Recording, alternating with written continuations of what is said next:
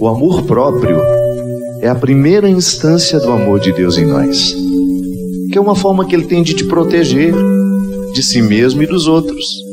Pode observar que quem se ama, não estou falando daquele amor ensimesmado, egóico, que não faz você, que não lhe permite olhar para os outros. Não estou falando disso. Estou falando daquela roupagem honesta que você tem, da compreensão de quem você é, do valor que você tem, de um valor que não é negociável, é absoluto, se chama dignidade. E quando você tem isso vivo dentro de vocês, quando Deus consegue colocar em nós a primeira instância do amor próprio, por isso que eu falava no início, que tudo em nós precisa ser educado, inclusive isso. Se a gente cai na mão errada, a gente nunca vai gostar da gente. Se a gente é educado por uma pessoa que só nos põe defeito o tempo todo, que nunca nos permite florescer na nossa essência, a gente vira um desastre humano. É terrível a gente ser educado por uma pessoa que quer que a gente seja perfeita, por exemplo. Não seremos. Eu preciso me amar com as minhas fragilidades, com as minhas fraquezas, com as minhas qualidades, com as minhas virtudes. Eu sou um pacote. Quando você sabe se amar, o diabo não tem a mínima chance na sua vida. Porque o diabo não pode fazer nada na vida de quem se ama. Pode observar que para o diabo entrar na nossa vida, a primeira coisa que ele ceifa é a autoestima. Por isso que uma pessoa diabólica não significa que ela seja um legítimo representante do diabo. Ela traz algumas coisas dele. Por isso que uma pessoa diabólica é tão perigosa na nossa vida, que ela vai eliminar o quê? A nossa autoestima. Uma pessoa quando se vicia, o vício é uma forma que você tem de perder a autoridade sobre você. Aquela substância, ou até mesmo aquela pessoa. Outro dia eu estava conversando com uma grande amiga, Ana Beatriz Barbosa, que é uma psiquiatra, autora. Ela falou: padre, a maior dificuldade que eu tenho aqui no consultório são pessoas viciadas em outras.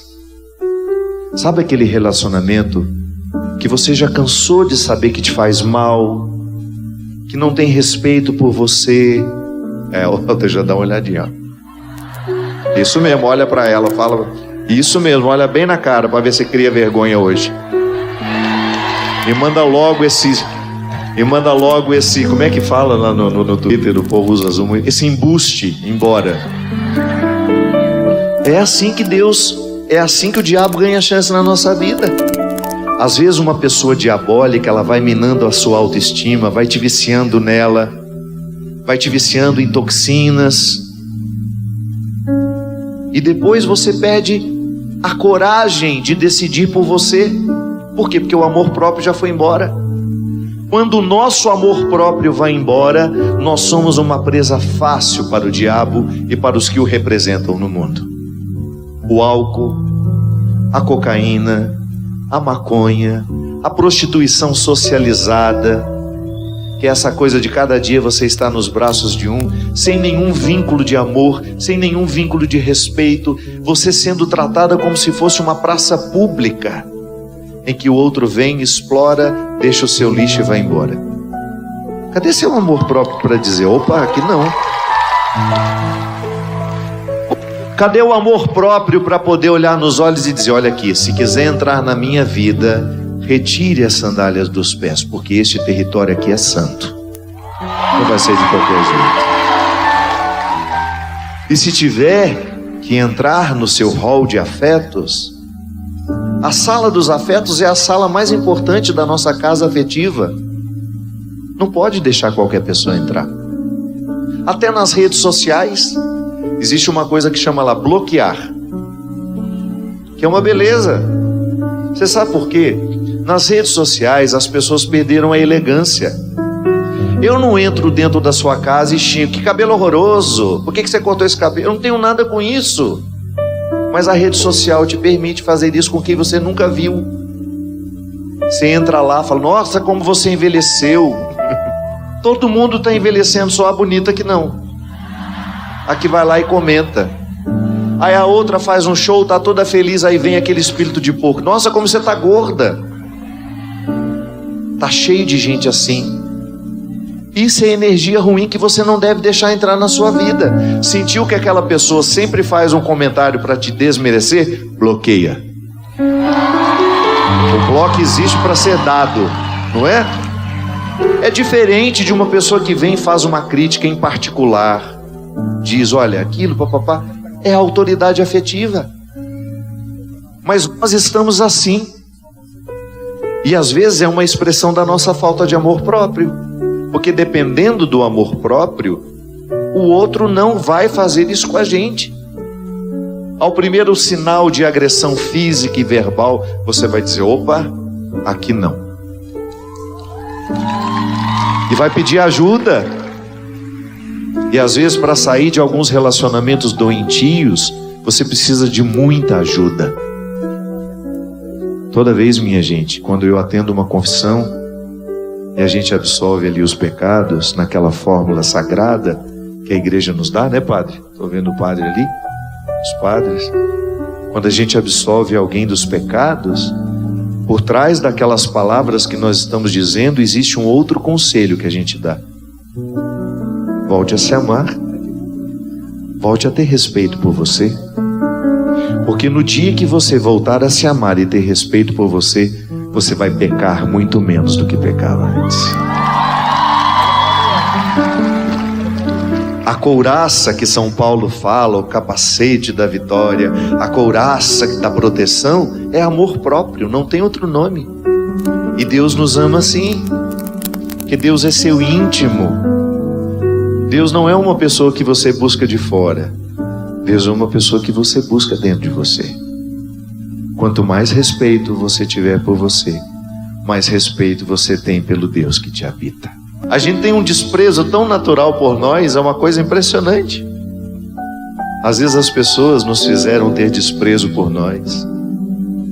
Às vezes as pessoas são tão cruéis com a gente que elas fazem um esforço danado para a gente chegar à conclusão de que a gente não tem um lugar no mundo, de que o mundo não é para nós, que o mundo é para os bonitinhos que ficam parecendo santinhos por aí.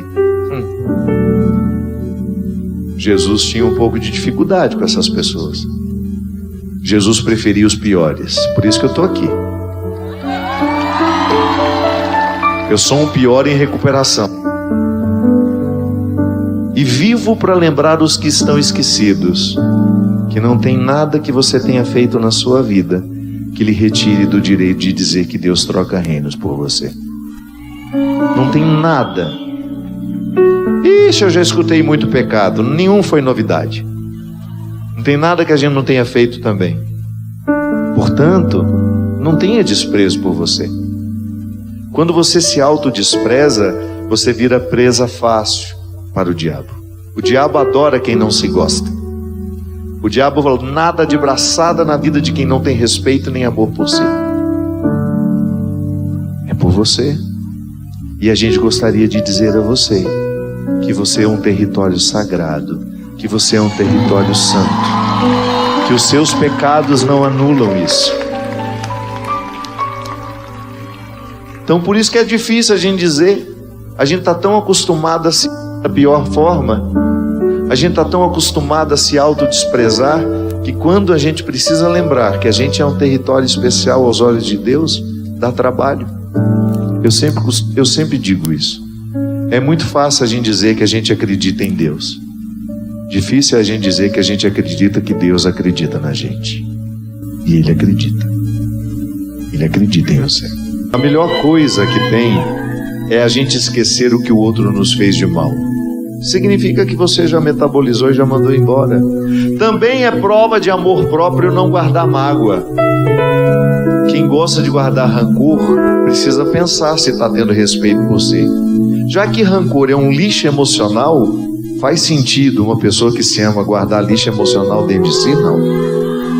Eu liberto o meu coração para ele amar cada vez mais. Se tiver que perdoar ali, perdoa, mas mágoas não ficam por aqui não. Quando uma pessoa nos machuca, nos ofende, nos trai, a gente tem duas possibilidades. A primeira, a gente se vinga para ser feliz alguns dias. A segunda, a gente perdoa para ser feliz o resto da vida em relação àquilo. Por isso hoje, se tiver lá alguma coisa a pedir perdão, não espere amanhã. Nós nunca sabemos quanto tempo temos. E quando a gente chega ao mundo, tudo em nós precisa ser educado. Você não nasceu sabendo ser solidária, você não nasceu sabendo amar, você não nasceu sabendo dividir. Foi aos poucos. Quando alguém observava você com amor e percebia que existia aí uma personalidade que precisava ser lapidada. A própria condição com que a gente chega ao mundo. A gente chega absolutamente individualistas. O indivíduo é aquele que por natureza não pode se dividir. Não é que ele não quer, é porque ele ainda não sabe. E a gente só erra na vida quando a gente sabe e não faz. Na ignorância não é erro.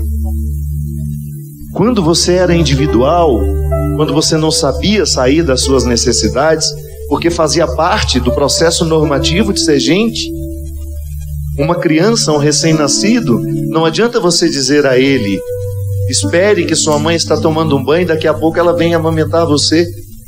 Imagina! O ser humano, naquela fase da vida, é incapaz de compreender qualquer regra.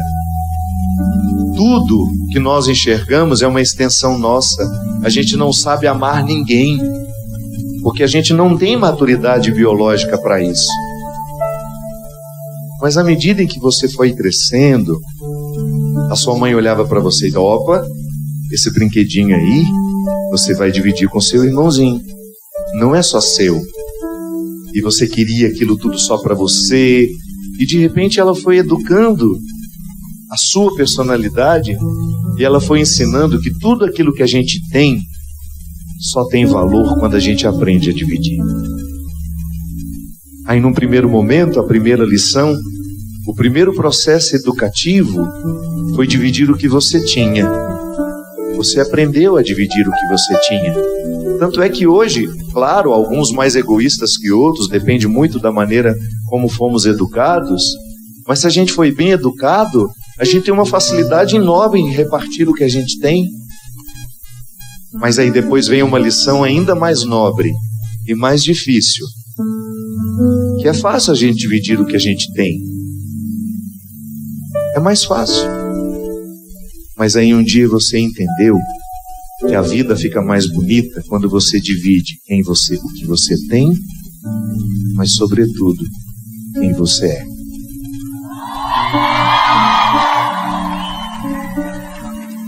É como se acendesse uma luzinha dentro de nós e você descobrisse: pronto, esse é o significado da vida. Dividir o que tem e o que sou. E assim a gente vai se apaixonando uns pelos outros. E assim a gente vai se conquistando. E assim a gente vai criando vínculo. E a isso nós chamamos de família, que não é só um agrupamento de pessoas, mas é um sentimento que nos ocorre. Eu sempre digo isso. Voltar para casa, você entende exatamente o que significa. Não é só voltar para um aglomerado de paredes e móveis que você reconhece como seus. Não. Voltar para casa é quando você percebe que um sentimento bom lhe ocorre quando você cruza aquela porta. Ou então quando você encontra alguém que a vida lhe deu. Não tem nem a obrigação do sangue. Porque às vezes a gente não dá sorte de ter isso dentro de casa. Não é garantia. Ser parente um do outro não é garantia de que a gente tenha vínculos. Às vezes a gente só é parente. E dependendo do parente é o pior defeito que a gente tem na vida. Não é? Não. Deus me livre de ser parente. Não, eu quero ter vínculo. Graças a Deus, eu nunca fui parente da minha mãe. Nunca fui parente do meu pai. Tive o mesmo sangue que eles. Mas não era o sangue que nos identificava. O que nos identificava era quando nós estávamos um diante do outro e a gente tinha satisfação de ser quem a gente era e dividir quem a gente era naquele momento. Esta é a maior riqueza que você vai ter na vida. Não é o curso que você fez, não é o dinheiro que você ganhou, não é o sucesso que você fez. O que vai fazer você, ao final de tudo, olhar para aquilo que você viveu e ficar em paz, escreva, é o quanto você amou e foi amado.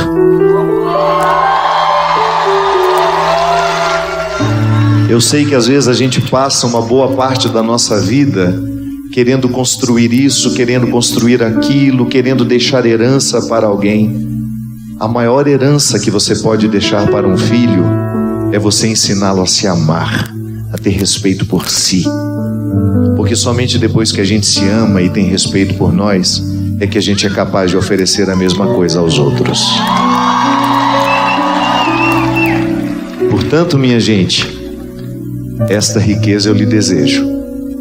E se por acaso outras vierem, saiba apreciá-las assim. Porque o melhor banquete, aquele o mais sofisticado que você pode comer na vida, é aquele que lhe coloca ao lado da pessoa que você ama. Porque em última instância, o que faz um banquete ser sofisticado não é o que comemos, é com quem comemos. Pode ser um pão com manteiga na chapa e um cafezinho com leite, ou um cuscuz, alguma coisa assim. Se a gente estiver diante das pessoas que nós amamos, não há nada mais sofisticado nessa vida. E é isso que vocês fazem. Vamos lá no show do padre, vamos. E aí vocês se aglomeram de gente que vocês amam, de amigos que a vida deu, e você identifica que isso é ser feliz. Porque às vezes a gente está numa pitimba danada, ninguém tem dinheiro para nada, mas a gente tem sorriso um para o outro. A gente tem alegria um para o outro. A gente tem palavras amorosas uns para os outros. Às vezes o outro está tão derrotado, você chega lá, dá uma elevada naquela autoestima, dizendo coisas boas. Não, isso vai passar. Isso é amar. Isso é ser amado. É a gente se amparar no momento em que a vida nos desampara. Sabe qual é o milagre que eu quero pedir a Deus hoje? Que você volte a se amar. Que você volte a ter respeito por você. Que você se olhe, que você se enxergue. Você ouviu essa frase? Se enxerga, mulher. Só que ela é negativa, né? Aqui hoje não. É Deus olhando para você. O que? Você está desanimado? Se enxerga. Olha a capacidade toda que eu deixei dentro de você. Olha a grande mulher que você é. Olha o grande homem que você é e que você ainda pode ser. Se enxerga, rapaz. Enxerga, mulher, que tem muito de Deus ainda para florescer aí. Mas se você não se amar, nada vai acontecer. Porque Deus floresce os seus dons em nós quando a gente se ama, quando a gente tem respeito por nós e você oferece essa mesma coisa aos outros. Quanto mais você se ama, mais você será capaz de amar os que passarem pela sua vida. Que quando eu não me amo, eu fico esperando que o outro me traga o amor que eu preciso para viver. Não é assim que funciona. Eu não posso esperar que você me dê aquilo que só eu posso me oferecer. Então eu me amo, eu me cuido, eu me respeito e faço tudo isso para poder amar melhores que passarem pela minha vida. Então é este milagre, que a gente se enxergue, que a gente se veja como Deus nos vê, que você saia do pessimismo, que você restaure a sua autoestima, que você entenda que você é uma peça importantíssima nas mãos de Deus e Ele não desistiu de você. Obrigado pela oportunidade que você me deu de mais uma vez conversar com você, de entrar na sua casa, de entrar na sua vida. Derrame sobre todos nós a bênção do Deus Todo-Poderoso, Ele que é Pai, Filho e Espírito Santo. Amém.